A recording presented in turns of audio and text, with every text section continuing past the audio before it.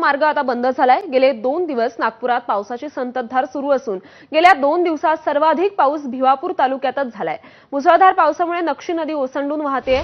नदीचं पाणी जवळपासच्या क्षेत्रामध्ये पसरलंय। परिणामी भिवापूरवरून हिंगणघाटकडे जाणारा मार्ग बंद झालेला आहे।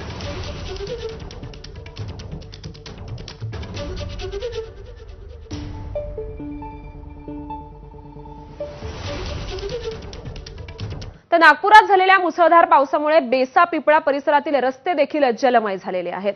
आणि या संपूर्ण परिस्थितीचा आढावा घेण्यासाठी आपल्यासोबत आपले प्रतिनिधी तुषार कोहळे आहेत। तुषार, आपण पाहतोय अक्षरशः झोडपून काढलंय विदर्भाला पावसाने। काय सूचना देण्यात आल्या आहेत प्रशासनाकडून आणि सध्याची परिस्थिती नेमकी काय आहे? निश्चितच सध्या आज नागपूर जिल्ह्यासाठी रेड अलर्ट देण्यात आलेला आहे। सध्या मी पिपळा गावामध्ये आणि पिपळा गावाच्या या कलानगरमध्ये पिपळा नाल्याचं पाणी हे आतमध्ये शिरल्याचं पाहायला मिळत आहे। ज्या प्रकारे आपल्याला आजूबाजूला हे दृश्य पाहायला मिळतं त्यावरून लक्षात येईल की लोकांच्या घरामध्ये कशा प्रकारे पाणी शिरलेलं आहे। एकंदरीतच या संपूर्ण भागाला नेहमी पुराचा धोका असतो।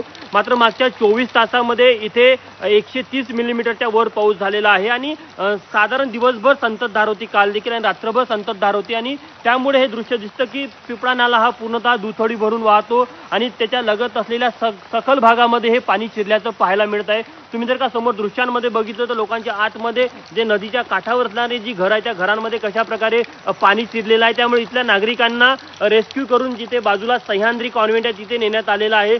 सोबतच सुरक्षित ठिकाणी देखील हलवण्यात आलेलं आहे। जी पिपळा नगर परिषद आहे, पिपळा नगर परिषदचे जे अधिकारी त्यांनी सांगितलं की या संपूर्ण परिस्थितीवर त्यांचं लक्ष आहे, कारण की नेहमी या भागाला कलानगर जो भाग आहे ते पुराचा धोका असतो आणि तो आजही आपल्याला पाहायला मिळतो की हळूहळू पाण्याची पातळी आता वाढत चाललेली आहे। त्यामुळे या संपूर्ण भागामध्ये अनेक असे घर आहेत जे पाण्याखाली गेलेले आणि या भागातील नागरिकांना सुरक्षित स्थळी हलवलेलं आहे।